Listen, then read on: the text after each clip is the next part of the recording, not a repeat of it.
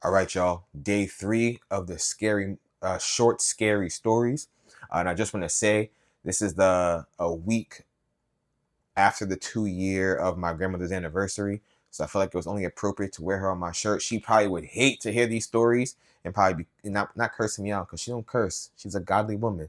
But she probably would whip my butt if I was reading these stories in front of her. Actually, she might have enjoyed it if I was reading it to the kids, trying to scare them. If I was reading it just to read it to annoy her, and she probably would pop me in my mouth. But anyway, it's for you, Grandma. All right, where were we last? Something wet and fleshy dropped from the ceiling, and the scream that had been wrangled in my throat. Oh no, where'd it go?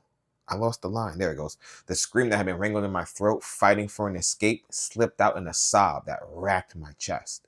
Mom felt like congealed spaghetti sauce clinging to my face, pieces of her skull sticking to my pajamas.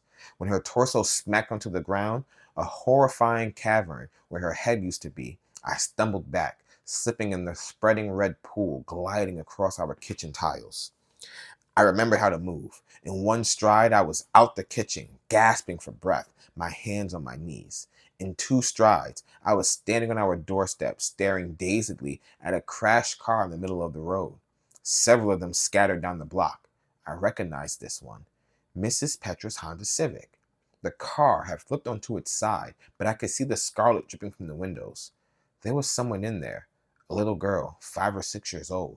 Her mouth was wide, O-shaped, streaks of red pooling down her face, dark ringlets of hair stuck to her pale skin. Emily, her daughter. I didn't hear her cries until my ears popped again. But this time it wasn't just Emily. Screams were erupting across my neighborhood.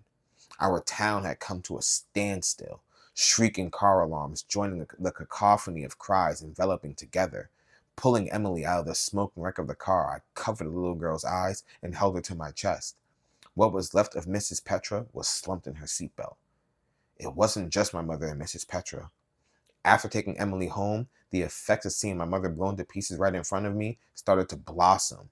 I scratched the skin of my arm, but I couldn't get her off of me. She was caked into my hair and glued to my lashes. I spat several times, and then my gut lurched, heaving up undigested cereal. In a daze, I checked every house. Each one held a similar scene, an explosion of grisly red and children without parents. Once the ringing in my ears subsided and I regained some control over myself, I joined the growing crowd of kids searching for answers. A kid on a skateboard told me there had been a crash at the end of the road, and I remembered my siblings. I headed toward the school, feeling sick to my stomach. I found them among a group of kids sitting on the sidewalk looking dazed. They didn't even react when I tried to hug them. Sarah's eyes were vacant, unseeing caverns staring into oblivion. Nathaniel wouldn't look me in the eye, squeezing me a little too tightly, pressing his head into my shoulder, still stained with our mother. He was a shell of his former self, the brother I had playfully fought with just hours earlier because he refused to let me drive his car. Sarah had wanted to ride the bus, and in a mark of rebellion, Nathaniel had followed her. If they had decided to drive to school, they could have been dead. Nathaniel dropped his head into his lap, panting into his jeans. Sarah kept shooting me hopeful looks, like I would know what to do.